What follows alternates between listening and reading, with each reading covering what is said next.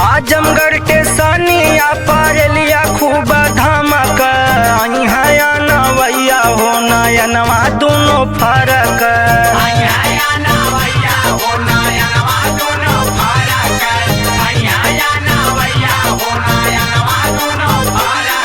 नयनवा दोनों फरक नयनवा दोनों फरक यहाँ नवैया हो नयनवा दोनों फरक।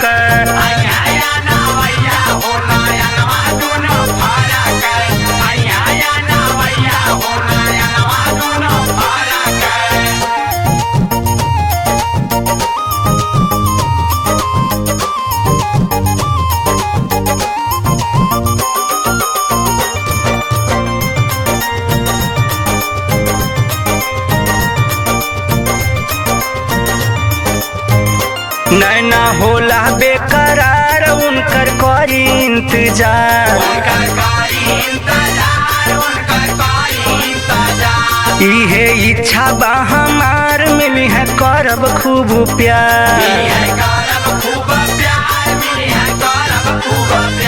नैना होला बेकरार उनकर करी इंतजार। इहे इच्छा बा हमार मिली है करब खूब प्यार। धक से जियरवा रोज रोज हम धड़क यहाँ नवैया हो नयनवा दोनों फरक।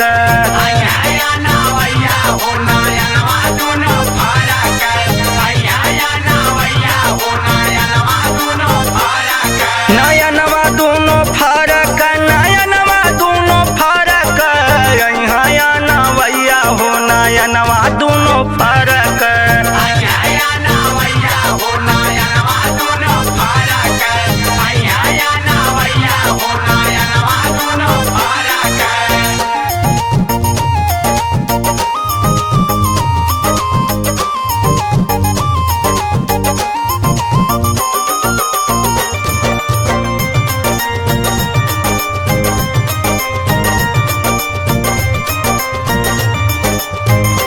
सुना सखिया हो खुशी आया पार मिलल बा। सुना सखिया हो खुशी आया पार मिलल बा।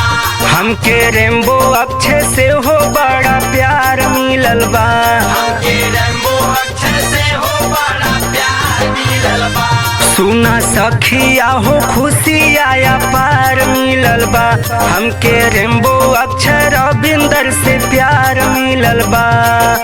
ओना कर सूरतिया रखल दिलावा में गढ़ी के यहाँ नवैया हो नयनवा दोनों फरक।